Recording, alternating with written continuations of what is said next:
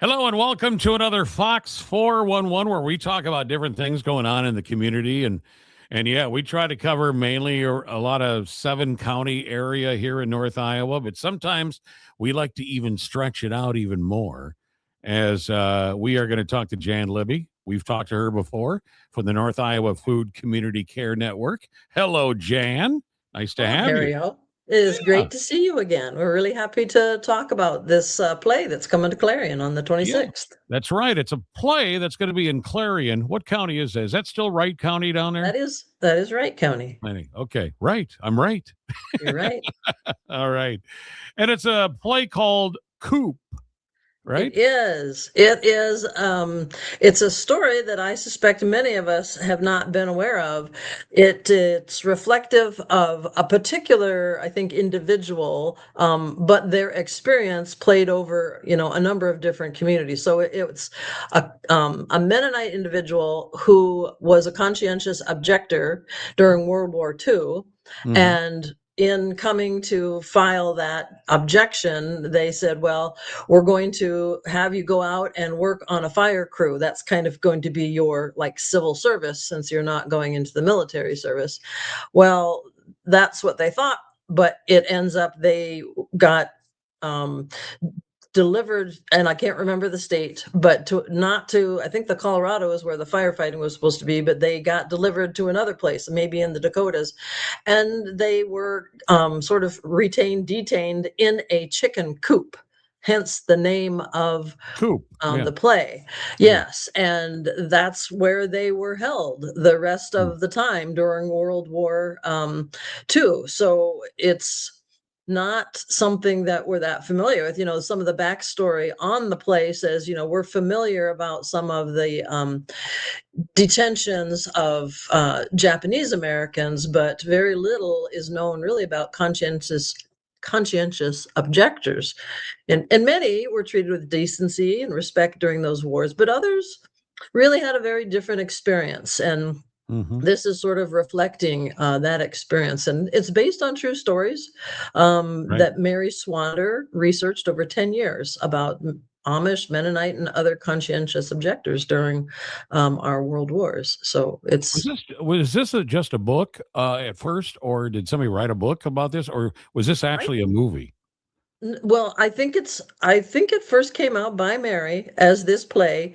Hmm. Mary Swander is well known in Iowa and beyond for her plays, for her poetry. She was a Okay. poet laureate in Iowa and is very active as an author and has really a portfolio of very wonderful plays, often small scale, 1 to 3 actors. This is a single actor and able to set these plays up in very small spaces. So Okay. we're meeting in the basement meeting room there's Leanne, of the Clarion Public Library. And Leanne, your timing is perfect. We're talking about the background on the play, but I haven't seen it, and you have. So you could speak a little bit about what it was like and your impressions. Yeah. Go ahead.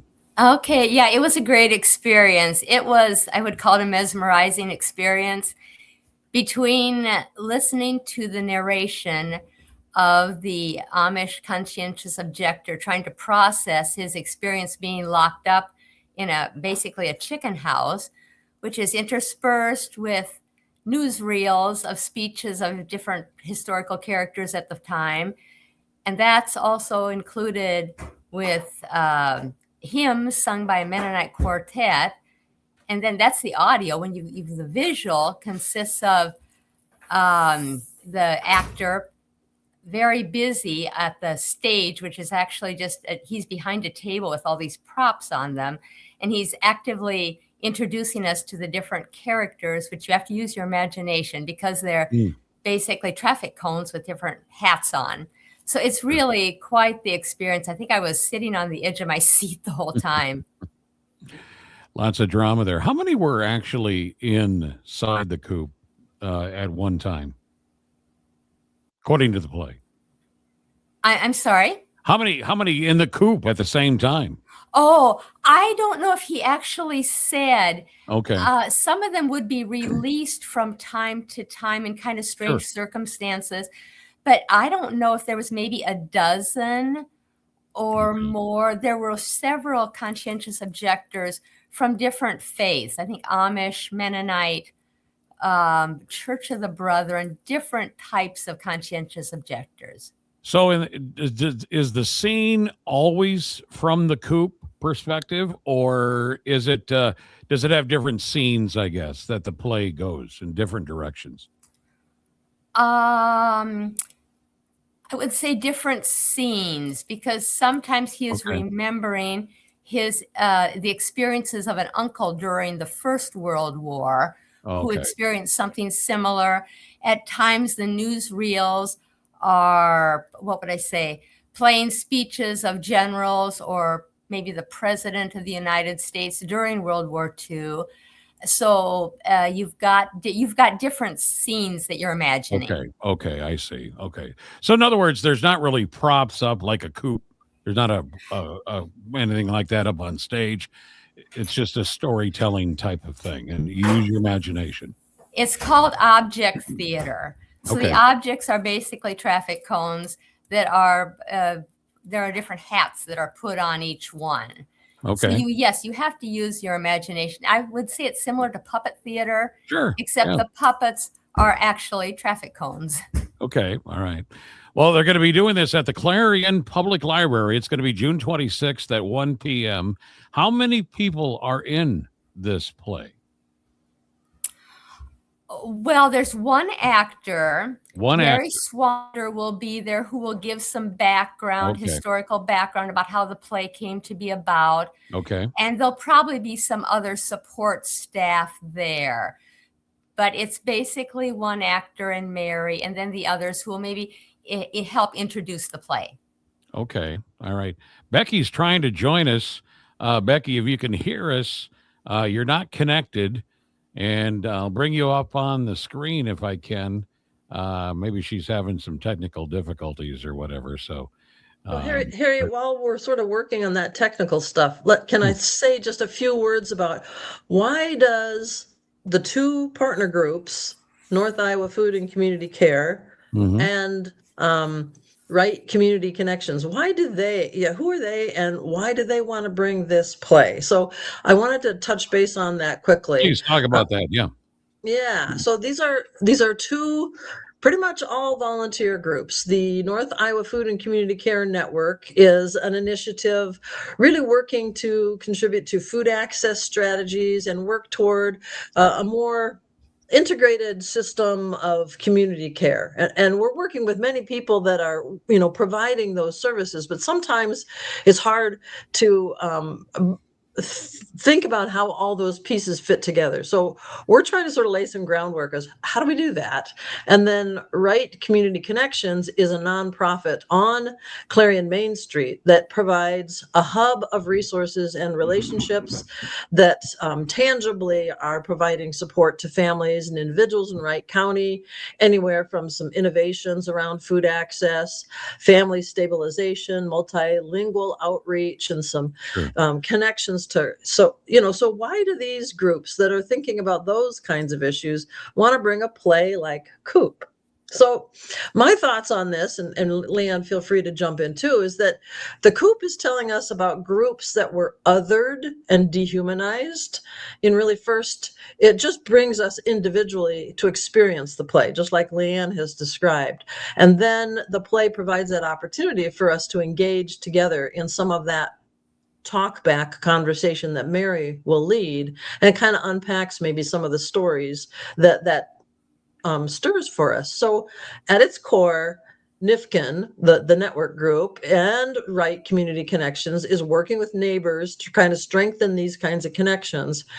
Coop nurtures that caring for others who have experienced harm, and care in the local community grows out of listening to one another. So for us, I think the play really offers a connection in that way and gives us sort of a platform to practice on a slightly Wonderful. different topic and historical topic, but we see issues where neighbors in our community are othered and dehumanized. And I think it Mhm. gives us a chance to sort of make some connections, then build some relationships among those who come.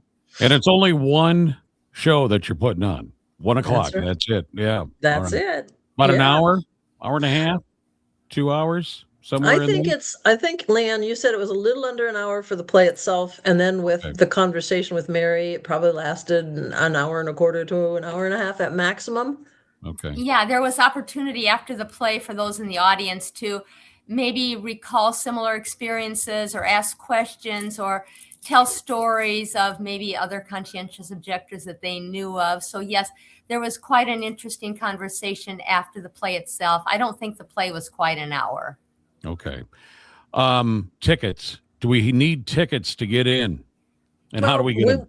Yeah, well, I mean, we will take walk-ins, but to help us make sure that we're kind of aware of what the audience size is going to be, partly for the refreshments that we want to prepare, we're asking people to call in a reservation, and that is being handled through the Clarion Public Library, and I think the number is being scrolled, 515-532-3673. It is the public library, and if you happen to call after hours, you can leave a message. So Becky works at the library, so she's helping us with that. I'm not scrolling that number right now, but you can just Google Clarion Public Library, and you can get the phone number that way if you want. So we only have so much space on that screen below us. Well, and and I will acknowledge that that is also talking about NIFCN's, North Iowa Food and Community Care Network's Facebook.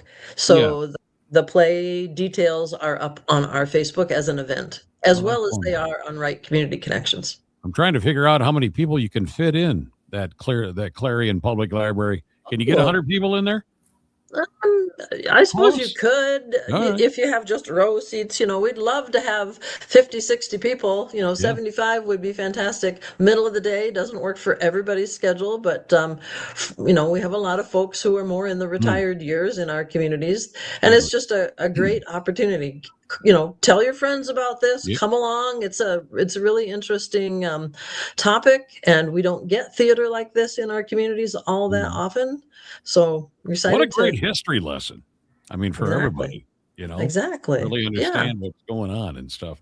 And then that, of course, brings up a lot of conversation after the fact too. So that is exactly our purpose. Get people talking about things of the heart and soul. Yeah. Well, I'm sorry Becky couldn't join us. She couldn't get things figured out here, but Leanne, thank you. And Jan, and we'll get the word out, and we'll share all this on our social media stuff, and you can share it as well. And I hope you have a great turnout. Thank you so much for helping spread the word. You got it. Thank you. You bet. Thank you. Bye-bye.